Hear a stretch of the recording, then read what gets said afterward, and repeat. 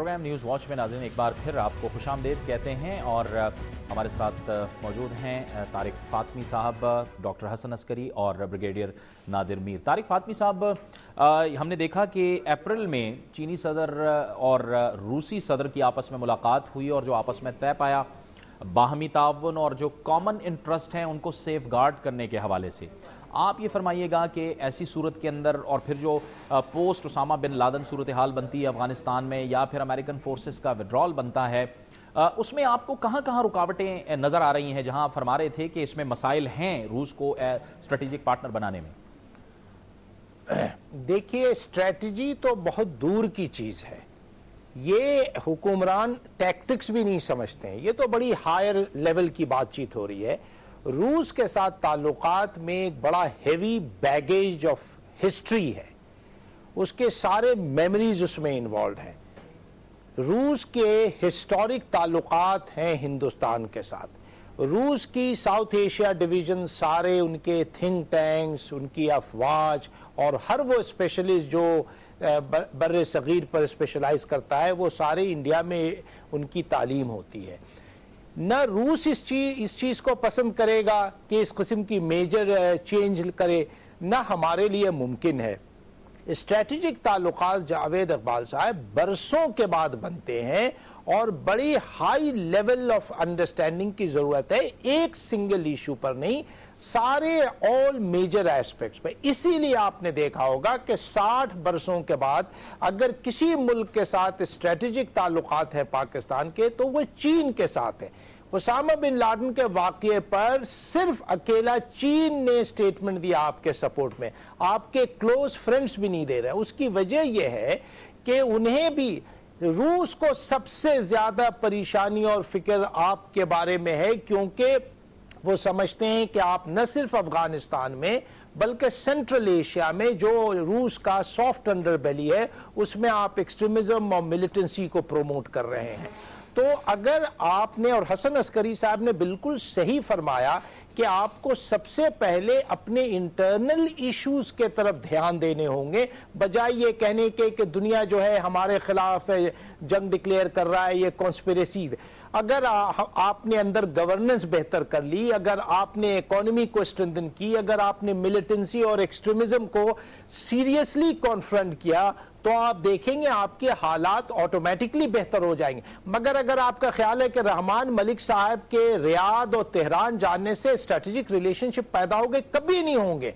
न इनके पास अंडरस्टैंडिंग है, इन्हें डिप्लोमेसी का पता ही नहीं है, क्या जाकर के बात करेंगे। और इन्हें यही नहीं पता है कि तेहरान और रियाद में मेजर टेंशन है आजकल, सारे मिडल ईस्ट के डिफरेंसेस के ऊपर दोनों की कॉन्फ्रंटेशन इतनी तेज हो गई है कि आप जाके इस इशू को डिस्कस भी नहीं कर सकते। तो हमें इस किस्म की गेम्स नहीं खेलना चाहिए, हमें अंडरस्टैंड करना चाहिए कि आपकी एफर्ट किस तरफ डायरेक्ट किया जाए। डॉक्टर साहब, आप इस पे क्या कमेंट करना चाहेंगे? आप क्या कह रहे थे कि हमें किस तरफ जाना है? जाहिर है हमें तो जाहिर है कुछ फैसले तो हमें करने होंगे, लेकिन इसके साथ साथ आप ये भी देखें कि ये जो सूरत हाल अब बन रही है, इसमें कुछ ना कुछ री अलाइनमेंट तो होनी है खित्ते के अंदर।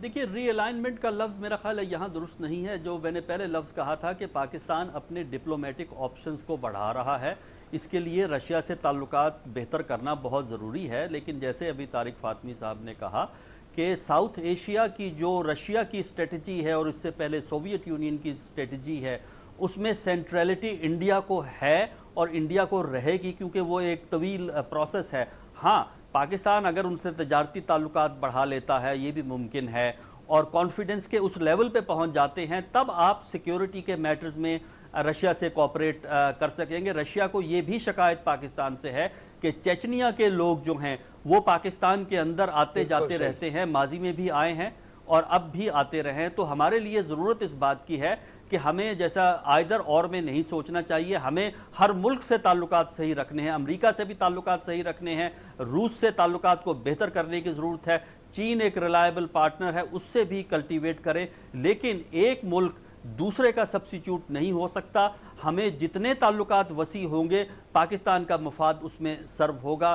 صرف ایک چیز کو چھوڑ کے دوسرے پہ جانے کا مطلب یہ ہے، آپ یہ کہہ رہے ہیں کہ پاکستان انٹرنیشنل پالیٹکس میں اتنا اہم ملک ہے کہ جب چاہے وہ ایک طرف کا سوئچ بند کر دے، دوسری طرف کا سوئچ چلا دے، وہ ملک بھاگے ہوئے آپ کے پاس آئیں گے اور وہ کہیں گے جی آپ ہمارے اسٹریٹجک پارٹنرز ہو جائیں۔ اس طرح فورن پالیسی نہیں چلتی، اس طرح ڈپلومیسی نہیں چلتی، اس کے لیے بڑا آپ کو ایفرٹ کرنی پڑتی ہے، اور اب ہم نے ایفرٹ شروع کی ہے، بہت اچھی بات ہے، لیکن اس میں ٹائم لگے گا۔ ٹھیک ہے، اچھا نادر میر صاحب، اگر یہ جو اہم نقطہ اٹھایا ہے طارق فاطمی صاحب نے بھی اور ڈاکٹر حسن عسکری صاحب نے بھی کہ اگر روس پاکستان کو بھارتی آنکھ سے دیکھنا چھوڑ دے تو پھر آگے چل کے آپ اس خطے میں کیا دیکھتے ہیں، جیو پالیٹکس آپ اس خطے کی کیا دیکھتے ہیں؟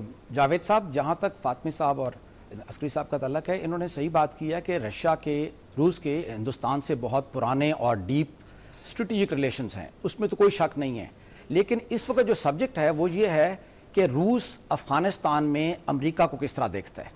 جب 9/11 ہوا اور اس کے بعد امریکنز افغانستان میں آئے تو کچھ رشین تھنکرز نے یہ امریکن موو کو کہا کہ یہ ایک جیو پولیٹیکل بریجڈ ہے، یعنی کہ سادہ ٹیررزم کے خلاف جنگ نہیں ہے، اس کے علاوہ بھی کچھ مقصد ہے وہاں آنے کا۔ اب جب امریکہ نے بات کی، وہاں پرماننٹ بیسس کی، تو اس کو بھی کرملن نے اپوز کیا۔ مور ریسنٹلی ابھی جب آپ کی لیبیا میں ویسٹرن اور امریکن سپانسرڈ یہ جو موو ہوئی ہے، انٹرونشن ہوئی ہے، اس کو پرائم منسٹر پیوٹن نے میڈیویل کروسیڈ کہا۔ سو یہ اس سے ان کے جو خیالات ہیں، جہاں تک امریکہ کی جو اسٹریٹجی کا تعلق ہے وہ مختلف ہیں، انڈیا کے ساتھ تعلقات ان کے مختلف ہیں۔ پوائنٹ یہ ہے کہ پاکستان اپنے تعلقات رشیا سے کس حد تک آگے لے جا سکتا ہے، جس سے ہمیں ہماری یہ جو فریڈم آف ایکشن ہے اور ہماری ڈپینڈنس اور امریکہ ہے وہ کام ہو جائے۔ ایک تو یہ بات ہے۔ دوسری، روس کے علاوہ بھی یہاں ہمارے ساتھ ہیں، چائنا کا ذکر صحیح کیا ہے انہوں نے، چائنا از اے ریلائبل اور ہمارا اسٹریٹجک پارٹنر بھی ہے، نیبر بھی ہے، فرینڈ بھی ہے۔ ایک اور ملک ہے، اس کا نام ایران ہے، اور آپ نے دیکھا کہ انہوں نے ابھی اسٹیٹمنٹ دیا ہے ریسنٹلی کہ امریکہ یہ جو لانگ وار ہے پاکستان میں نہ لے کے آئے، یہ ریسنٹ اسٹیٹمنٹ ہے ان کا۔ سو آپ نے جو ریجنل کنٹریز آپ کو سپورٹ کر رہے ہیں ان کی تو سپورٹ آپ نے لینی ہے، کیونکہ ان اینی کیس انڈیا آپ کو اپوز کر رہا ہے اور یونائٹڈ اسٹیٹس تو اب دھمکیاں دے رہا ہے آپ کو۔ ٹھیک ہے طارق فاطمی صاحب، یہ ایران نے جو کچھ کہا ہے امریکہ کے حوالے سے، ان کے انخلا کے حوالے سے، اور پھر ظاہر ہے چین نے ہمارا بھرپور ساتھ دیا ہے، یہ اگر فرض کیا اس نیکسس کو آپ کس طرح سے دیکھتے ہیں کہ چین پھر کہیں برج بن سکتا ہے پاکستان اور روس کے لیے؟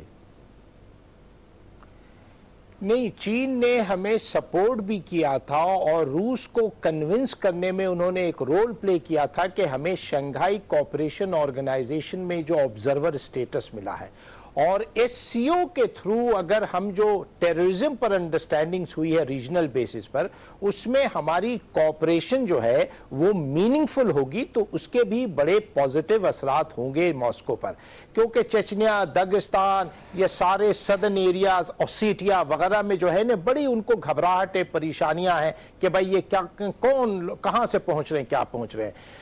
اور حسن عسکری صاحب نے بالکل صحیح فرمایا، diplomacy is the art of maximising your options. ہم آئدر اور کے چکر ہی میں نہیں پڑے، اور آپ کیسے کہاں سے یہ آپ اخذ کر گئے کہ ہم اسٹریٹجک پارٹنرشپ شفٹ کریں؟ آپ کے پرائم منسٹر صاحب تو مبارکباد بھیج رہے ہیں اوباما کو، آپ کے پریزیڈنٹ صاحب نے واشنگٹن پوسٹ میں اپنی سیٹسفیکشن ایکسپریس کیا ہے۔ بھائی آپ کس قسم کی باتیں کر رہے ہیں؟ یہ حکومت میں نہ صلاحیت ہے نہ ان کی نیت ہے کہ یہ کسی قسم کی اسٹریٹجک پارٹنرشپ تو دور کی بات ہے، یہ آپشنز کو اسٹڈی کرنے کے لیے تیار نہیں ہے۔ ہاں، ہمیں روس سے ڈیفینیٹلی کرنا چاہیے، ایران سے کرنا چاہیے۔ ایران ہمارا بڑا ٹیسٹڈ دوست رہا ہے، مگر ایران کے ساتھ میں آپ کو بتاتا چلوں کہ کافی فرکشنز پیدا ہو گئے ہیں، اور ایران جو ہے ہماری پالیسی نہ صرف ٹیررزم پر بلکہ افغانستان پر اور بلوچستان میں انہیں ہمارے بارے میں شکوک ہے، اسے ہم پہلے ریموو کریں۔